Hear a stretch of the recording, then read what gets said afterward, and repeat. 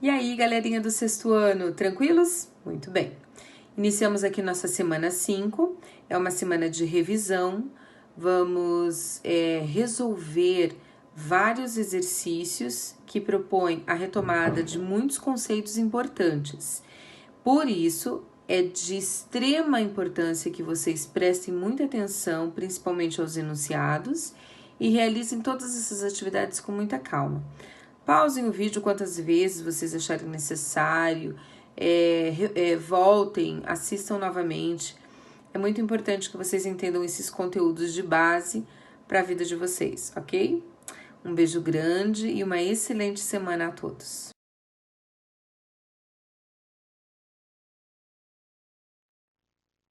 Galerinha dos sextos anos, sejam bem-vindos à semana 5.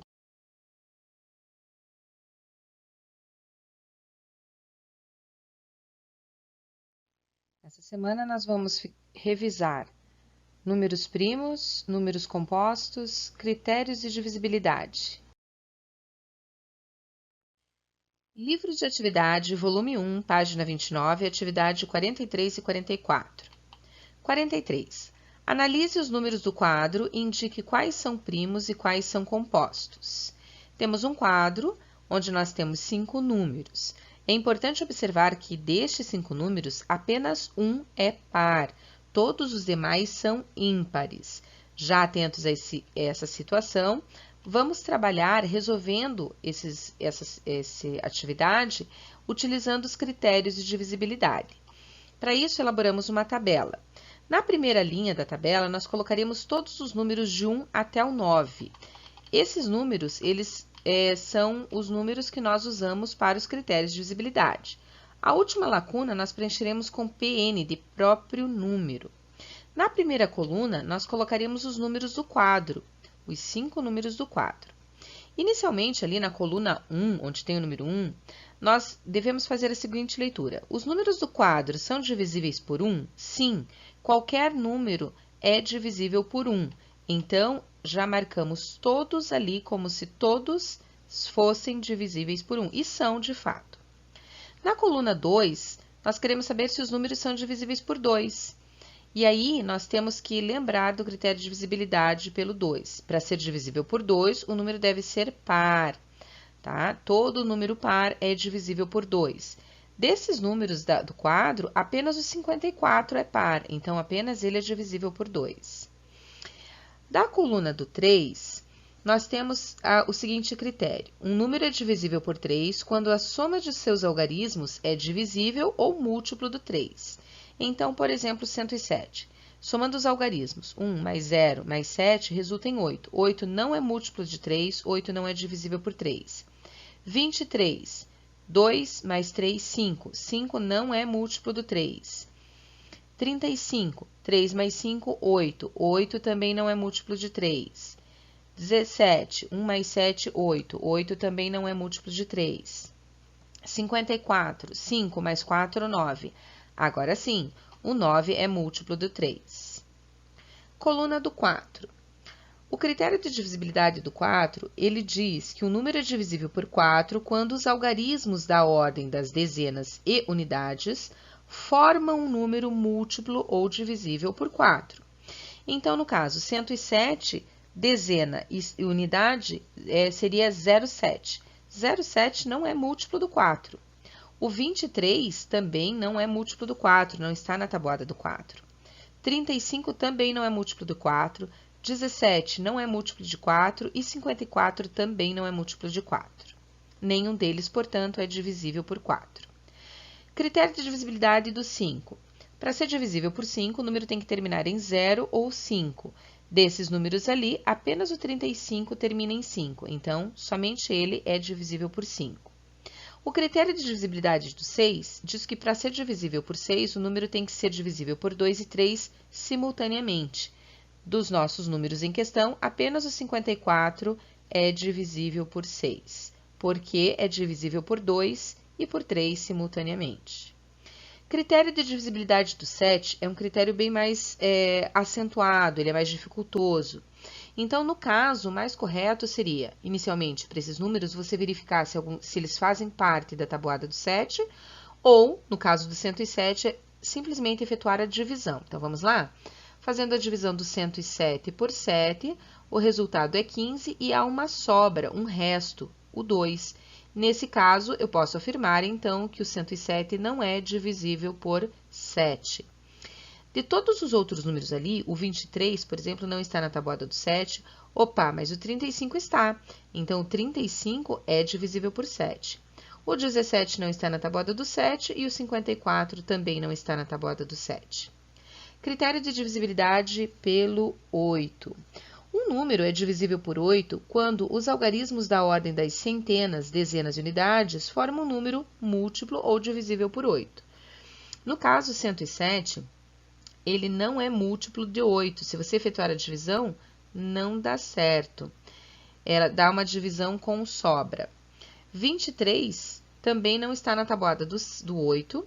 35 não está na tabuada do 8, 17 não está na tabuada do 8 e o 54 também não está na tabuada do 8. Critério de divisibilidade do 9. Para ser divisível por 9, os números você tem que somar os algarismos dos números e esse resultado tem que ser um múltiplo de 9. 107, 1 mais 7, 8, não é múltiplo de 9. 23, 2 mais 5, 2 mais 3, 5, também não é múltiplo de 9. 35, 3 mais 5, 8, não é múltiplo de 9. 17, 1 mais 7, 8, também não é múltiplo de 9. 54, 5 mais 4, 9, 9 é múltiplo de 9, 9 é divisível por 9. Portanto, o 54 é um número divisível por 9. PN, próprio número. Então, nesse caso, por exemplo, o 107, ele é divisível por 107. O 23 é divisível por ele mesmo, por 23. O 35 também é divisível por 35. O 17 também é divisível por 17 e o 54 também é divisível por 54. Logo, todos eles são divisíveis por eles mesmos, ok? Assim, nós temos que número primo, ele apresenta apenas dois divisores, o 1 e o próprio número. Nessa tabela, são números primos, o 107, o 23 e o 17. Números compostos. O que são números compostos? Que apresentam mais de dois divisores. Nessa tabela, apenas o 35 e o 54 apresentam mais de dois divisores. 44. Decomponha os números a seguir em fatores primos. Letra A, 72. Fazemos a linha de divisão, significa que nós vamos fazer uma divisão. Como 72 é um número par, dividimos por 2. 72 divididos por 2 é 36. É par, continuamos a divisão por 2. 36 divididos por 2 dá 18. 18 divididos por 2 dá 9. 9 é ímpar, começo a divisão por 3, que dá 3. 3 divididos por 3 dá 1. Aqui nós temos, então, que 72, para eu decompor, seria exatamente isso. 2 vezes o 2, vezes o 2, vezes o 3, vezes o 3. A isso nós chamamos de fatores primos. Fator é cada elemento da multiplicação. Letra B, 150. 150, traço, divisão. Como é número par, 150 divididos por 2 dá 75. 75 é ímpar, então eu vou dividir por 3. 75 divididos por 3 dá 25. 25 eu não consigo mais dividir por 3, lembra do critério de divisibilidade. 2 mais 5, 7, não é múltiplo de 3. Então, eu vou dividir por 5. 25 divididos por 5, 5. 5 divididos por 5, 1. E, nesse caso, a decomposição de 150 seria 2 vezes o 3, vezes o 5, vezes o 5. A esses elementos nós chamamos fatores primos. E a decomposição do número significa desmontar, decompor, é desmontar o número. Tá? É outra maneira de escrever através de fatores da multiplicação dos fatores primos. Letra C, um número um pouquinho maior. 2.310. Decompondo 2.310 é um número par, eu vou começar por 2. 2.310 divididos por 2 está ali a operação de divisão. 2.310 divididos por 2, o resultado final será 1.155. Colocamos lá, então. 1.155 já não é um número par, é um número ímpar. Ou eu posso fazer uma divisão por 3, mas aí eu uso o critério de divisibilidade. 1 mais 1, 2. 2 mais 5, 7, 7 mais 5, 12. Opa, eu posso dividir por 3. Então, efetuo a divisão de 1.155 por 3. Está ali a continha. 1.155 divididos por 3, o resultado vai ser 385. Opa, 385. Ou eu posso dividir por 5, ou por ser um número ímpar, eu posso tentar dividir por 3. Vamos efetuar a soma dos algarismos para verificar se nós podemos dividir por 3? 3 mais 8, 11. 11 mais 5, 16. 16 não é múltiplo de 3, então eu vou dividir por 5. 385 divididos por 5 está ali a divisão, daria 77. Então, 385 divididos por 5, 77. 77 fica bem fácil, né? De cara já vamos dividir por 7. 77 divididos por 7 resulta em 11. 11 já é número primo, então eu vou dividir por ele mesmo, por 11, e o resultado é 1. Nesse caso, a decomposição de 2.310 seria 2 vezes o 3, vezes o 5, vezes o 7, vezes o 11. Estes são os fatores primos da decomposição do 2.310. Letra D, 441. 441 é um número ímpar, então eu começo a divisão por 3. 4 mais 4, 8 mais 1, 9. Divide por 3 tranquilamente.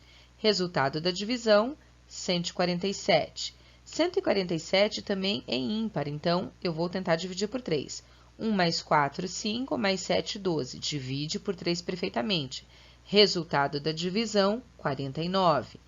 49 é fácil, a gente já lembra da tabuada do 7. 49 divididos por 7, 7. 7 divididos por 7, 1. Então, a decomposição de 441 seria 3 vezes 3 vezes 7 vezes 7. Esses são os fatores primos da decomposição do 441. Revisando agora, ponto, reta e plano. Livro de atividades, volume 1, atividade 3, página 32. Atividade 3. Observe as retas R, S, T e U em um mesmo plano. Está ali o nosso plano com as 4 retas desenhadas. Sabendo que as retas R e S não têm ponto em comum e que as retas U e T formam ângulos retos, responda as questões. Preste muita atenção nessa primeira parte do enunciado, ok? Letra A. Quais dessas retas são paralelas? Lembrando que retas paralelas são retas que mantêm a mesma distância, ou seja, jamais se encontrarão, não têm ponto em comum. Nesse caso, nós vamos prolongar e verificar ali que no enunciado anterior ali, ele comentou, sabendo que as retas R e S não têm ponto em comum. Viram como é muito importante prestar muita atenção ao enunciado? Então, vamos até a reta R e S e vamos prolongar. Olha lá, eu prolonguei a reta R numa extremidade e na outra. Prolonguei a reta S em uma extremidade e logo na outra também. Por mais que eu faça esses prolongamentos, essas duas retas jamais se encontrarão. Elas não possuem ponto em comum. Logo, as retas paralelas são as retas S e R ou R e S. Letra B. Quais são concorrentes entre si? Bom, lembrando que retas concorrentes são retas que apresentam apenas um ponto em comum. De forma que eu vou ali começar pela reta S, ali ó, coloquei um tracinho verde, e o encontro dela com a reta T tem um ponto. Então, eu já posso dizer que são concorrentes a reta S e T. Na sequência, ali onde agora eu pintei de azulzinho, a reta S encontra com a reta U, também tendo um ponto de encontro. Então, a reta S e U também são concorrentes. Na sequência, eu vou continuar ali na reta T, e a reta T, ela encontra com a reta R, formando mais um ponto em comum. Ali, então, eu também tenho retas concorrentes, R e T. Continuando ali na reta R, eu vejo que ela encontra a reta U, formando mais um ponto em comum.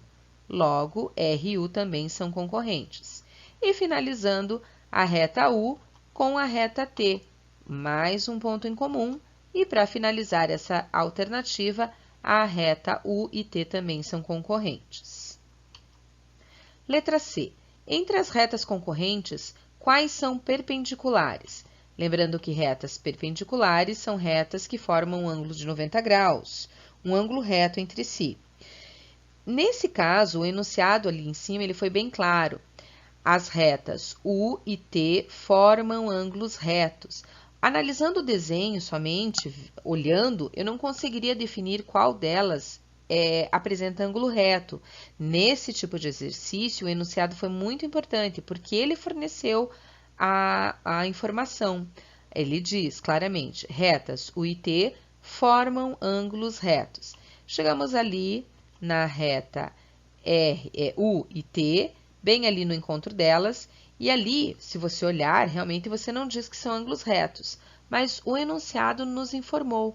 Então, nesse caso, as retas que formam ângulos retos são as retas U e T.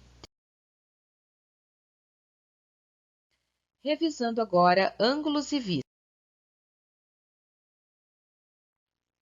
Livro de atividade, volume 1, páginas 34 e 35, atividades 14 e 16.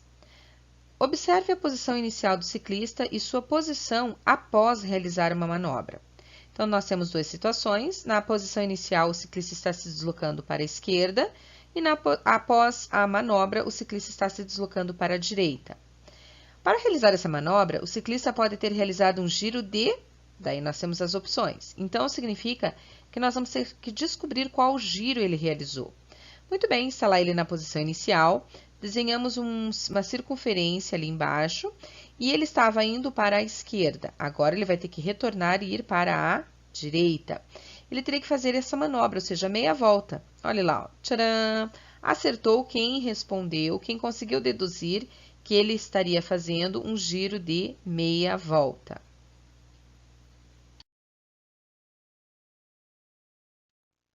Atividade 16.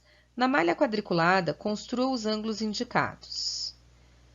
AOB, sua medida é maior do que um ângulo reto. Muito bem, nós já fizemos a questão do construtor lá do ângulo reto, lembramos que ele acaba sendo um quadradinho, né? E aí nós vamos construir uma medida maior. Então, pontinho O, pontinho A, vamos traçar uma semirreta, porque ela tem início, mas ela não tem fim. Como tem que ser maior, nós vamos colocar um ponto fora lá do ângulo reto, né?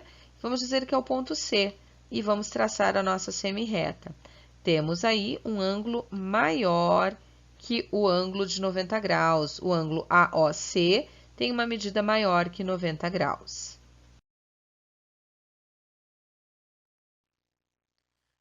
Ângulo COD, sua medida é igual a de um ângulo reto. Bom, se a medida é igual, está lá nosso quadradinho, que faz a marcação de 90 graus, pontinho O, pontinho A, traçamos a semirreta.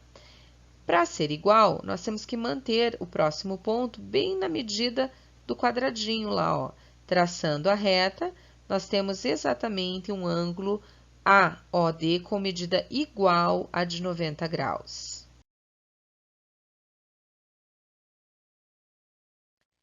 EOF, sua medida é menor do que um ângulo reto.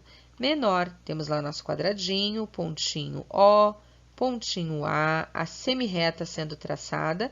Se tem que ser menor, eu vou ter que marcar um ponto dentro ali da parte interna do quadradinho, né? Ali vai ser o ponto E. E eu vou traçar a minha semirreta. Olha lá, ó. Essa medida, ela é menor que 90 graus. Livro de atividade, volume 1, página 36, atividade 22, assunto vistas. É uma atividade da OBM, Olimpíadas Brasileiras de Matemática. Observe a figura. Então, nós temos essa figura, e aí ele diz, duas das figuras a seguir apresentam um objeto acima colocado em outras posições. Então, nós temos a figura 1, figura 2, figura 3 e a figura 4. Foi mudada a posição dessa figura. tá? E nós temos que, de acordo com as vistas, observar quais dessas outras figuras é que representam aquele objeto ali colocado acima, tá? Então, vamos analisar, vamos numerar lá, né? Porque nós estamos olhando ali de frente, então vamos numerar os quadradinhos ali de baixo, tá? Do 1 ao 5. Repare que nós ficamos com um cubinho ali na parte superior que nós não vamos colocar nenhuma numeração nele, tudo bem? Bom, aí, repare aqui que nós estamos à nossa direita e aqui à nossa esquerda. Eu estou tendo uma visão frontal desse objeto, tá? Então, agora vamos tentar aplicar isso na figura 1, tá? Então, olha lá, na figura 1 seria como se eu estivesse olhando de lado. E olha, se eu estou olhando ali de uma visão lateral, observe ali que na figura 1, o que eu circulei não deveria estar ali. Quem deveria estar ali seriam os 3 bloquinhos, né? O bloquinho 5, 4 e 3, e não ali o bloquinho que eu circulei, 1 e 2, tá? Então, isso aí estaria, à nossa esquerda está errado, porque ele, na realidade, na visão frontal, ele está à nossa direita. Isso está errado, essa figura não é igual à nossa, a que nós temos ali, a principal. Na figura 2, eu vou chamar um amiguinho para nos ajudar, o zoiudinho. Venha, zoiudinho.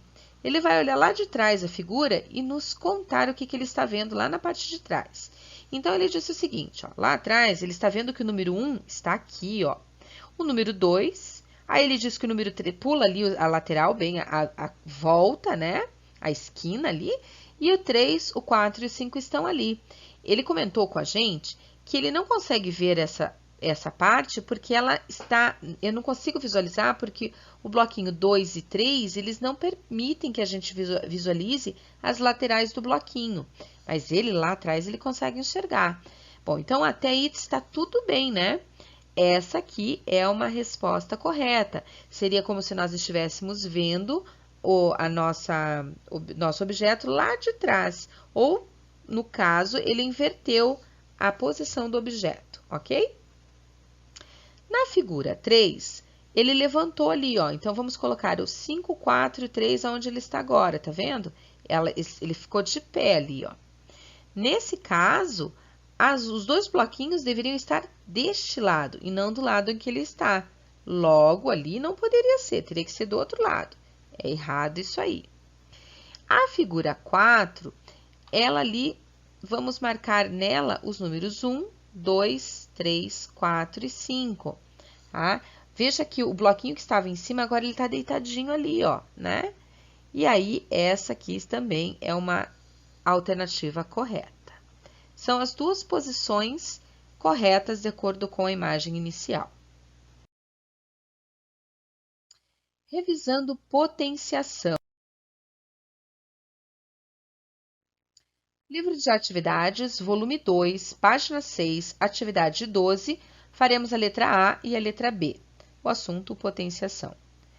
Responda as questões justificando cada uma das respostas. Letra A. O cubo de 5 é igual a 5 elevado ao cubo? Cubo de 5? Como que é isso? Cubo de 5 significa que eu estou fazendo uma leitura do expoente para a base. Olha lá, ó. Cubo de 5, ok? É uma leitura do expoente para a base, de cima para baixo. Se eu fizesse a leitura ao contrário agora, da base para o expoente, como que eu faria isso? Eu falaria 5 elevado ao cubo, ou seja, é uma leitura da base para o expoente. Resposta. Então, sim, as 2 possibilidades são iguais. O cubo de 5 é igual a 5 elevado ao cubo. Letra B. 4 elevado à quinta potência é igual a 5 elevado à quarta potência? Então, vamos lá.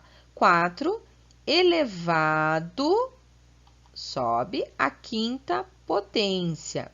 Isso é igual a 5 elevado, então, olha, 5 elevado à quarta potência? Não, não é, isso é diferente, né? Então, 4 elevado à quinta potência ou quinta potência de 4, fazendo a leitura do expoente para a base.